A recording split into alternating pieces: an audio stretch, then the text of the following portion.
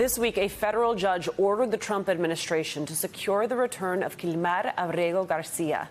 The administration admitted that Abrego Garcia, a husband and father, was deported to a notorious prison in El Salvador in error, by mistake, but further argued the court had no jurisdiction to order his return.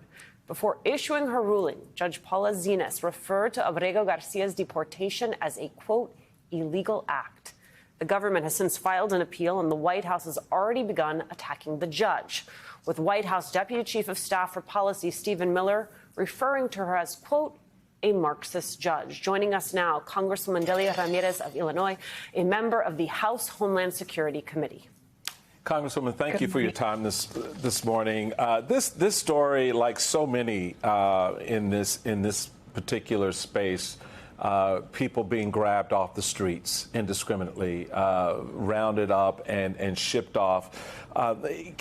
Help us understand this particular case in the fact that the administration is basically saying, you got to talk to the other government. It's not us. We can't get him back. I don't know. I don't know how that happened. There's so much paperwork. I mean, help put in context what this government has done to this man, and help us understand why the administration thinks they can't get him back when they're the ones who sent him to El Salvador. Look, it's absolute bullshit. Beat me if you need to. They made an agreement with the president of Salvador. Donald Trump and the president have been negotiating for a while, agreed to pay him $6 million to begin receiving our immigrants into this prison, CICAT, and you're going to tell me that they have no idea how to bring him back? The same way you send them over there. I mean, the point of due process, it actually helps minimize errors. But this whole thing, oh, my bad, that was an administrative error, has real consequences. They took a legal permanent resident, put him into CICAT, a prison that was built literally overnight by the Salvadoran president to hold people in what feels like concentration camps in El Salvador. And now this administration is saying, yeah, we don't know how to bring them back the same way you took them. And now you have 3 days to bring them back.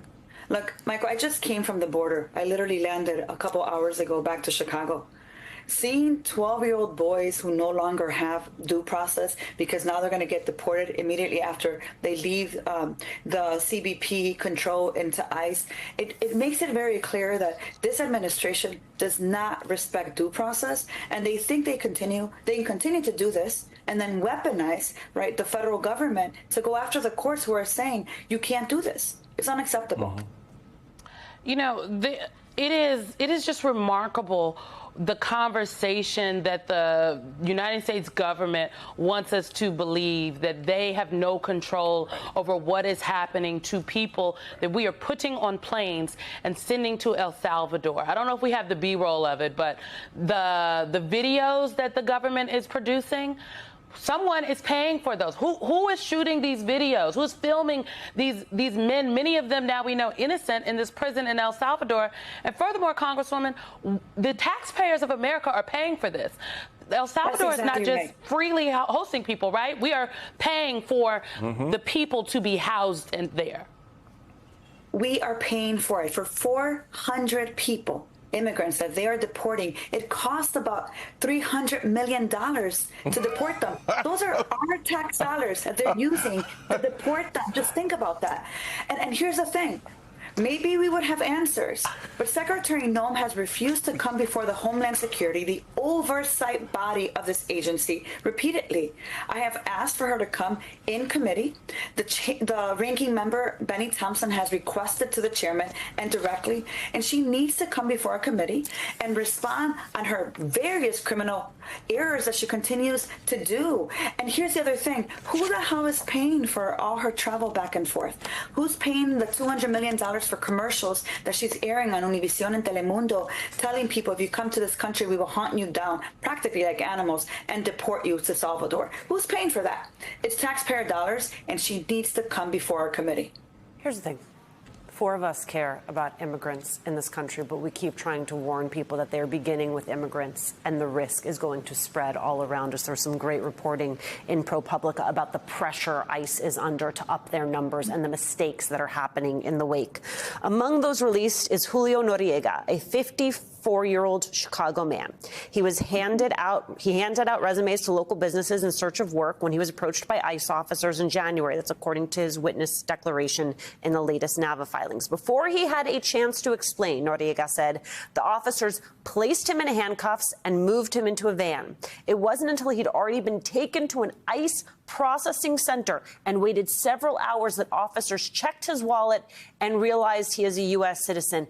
We are being racially profiled. Plain and simple, Congresswoman. Right. That's exactly right. You're talking about legal permanent residents like the Maryland father. You're talking about veterans who have been picked up in those first few weeks after he was inaugurated. You're talking about everyone. You're talking about students who are legal permanent residents studying at Harvard, at Cornell. I've talked to them recently, and they said to me, Congresswoman, I'm really afraid of even talking about social justice right now and being picked up by Homeland. I mean, the fear is real. You have women who are studying law at Harvard who are telling me, I am worried about a picture with a congresswoman or standing up for immigrant rights or standing up for the right to protest because I may be abducted as well. This is what we're living in this precise moment. And those images are intentional. Show the images of the men in the back with their heads shaved as if they're in a concentration camp.